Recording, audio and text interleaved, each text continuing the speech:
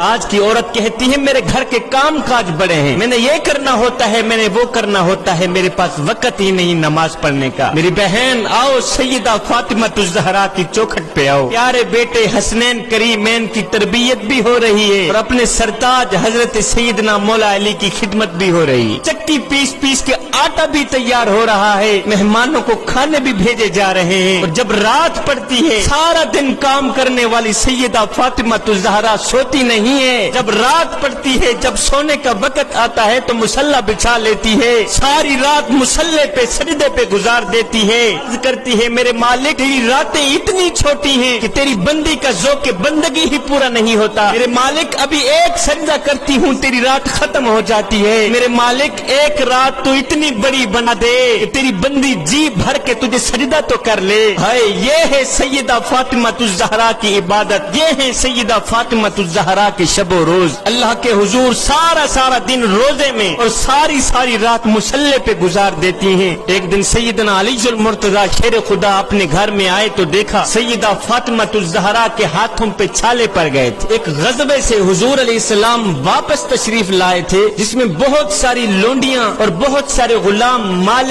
غنیمت کے طور پر آئے تھے۔ حضرت علی نے سوچا کہ اگر ایک لونڈی ہمیں مل جائے تو سیدہ فاطمہ الزہرا کے کام میں کچھ آسانی پیدا ہو جائے گی۔ حضرت علی المرتضی شیر خدا نے حضرت فاطمہ الزہرا سے کہا کہ آپ جائیں حضور علیہ السلام سے ایک لونڈی مانگ لیں۔ سیدہ کائنات سیدہ فاطمہ الزہرا اپنے ابو جی حضرت محمد مصطفیٰ صلی اللہ علیہ وسلم کے پاس چلی تو گئی لیکن سوال نہ کر سکے۔ حضور علیہ السلام نے خود پوچھا بیٹی کیسے آنا ہوا بتاؤ نا؟ عرض کی حضور بس سلام کرنے کے لیے حاضر ہوئی تھی، واپس اپنے گھر میں آ گئی۔ سیدنا علی المرتضی شیر خدا نے خالی ہاتھ دیکھا کہ اس در سے تو کوئی بھی خالی ہاتھ واپس نہیں آتا، سیدہ فاطمہ الزہرا کیسے خالی ہاتھ واپس آ گئی؟ علی المرتضی شیر خدا فرمانے لگے سیدہ مجھے لگتا ہے آپ نے حضور علیہ السلام سے عرض کی ہی نہیں تھی، کہنے لگے چلو میں بھی تمہارے ساتھ چلتا ہوں تمہاری ترجمانی کرنے کے لیے۔ حضرت سیدنا علی المرتضی شیر خدا اور حضرت سیدہ فاطمہ الزہرا دونوں میرے حضور علیہ السلام کی چوکھٹ پہ آئے۔ میرے حضور علیہ السلام نے فرمایا میرے علی کیسے آنا ہوا؟ عرض کی حضور بندہ نواز وجہ یہ ہے کہ چکی پیس پیس کر سیدہ فاطمہ الزہرا کے ہاتھوں میں چھالے پڑ گئے ہیں، مال غنیمت کے طور پر آپ کے پاس لونڈیاں تو کافی آئی ہوئی ہیں، اگر ایک لونڈی ہمیں بھی عطا فرما دے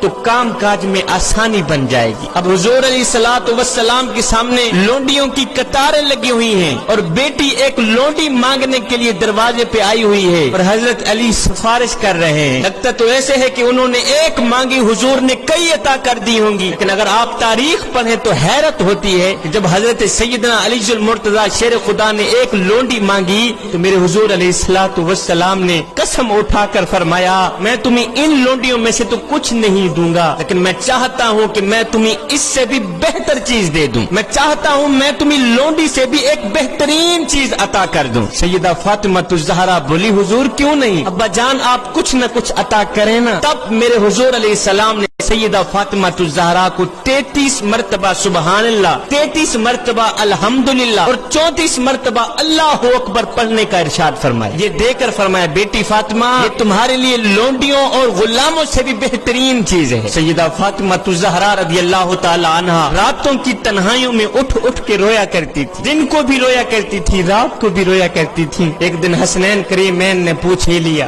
امی جان دن ہے تو آپ رو رہی ہیں، رات ہے تو آپ رو رہی ہیں، آخر کیوں روتی ہیں آپ، آخر کیا مسئلہ ہے؟ تو سیدہ فاطمہ الزہرا نے فرمایا بیٹے مجھے تمہارے نانے کی امت کا غم رلاتا ہے، میں خود نہیں روتی، مجھے تمہارے نانے کی گنہگار امت کا غم رلاتا ہے، صبح شام رونے والی دن رات رونے والی یہ سیدہ فاطمہ الزہرا کا امت کی غمخاری کا عالم یہ ہے۔ مجھے بتاؤ تو صحیح میرے حضور علیہ السلام امت کے لیے کتنا رویا کرتے ہوں، کتنا غم کرتے ہوں۔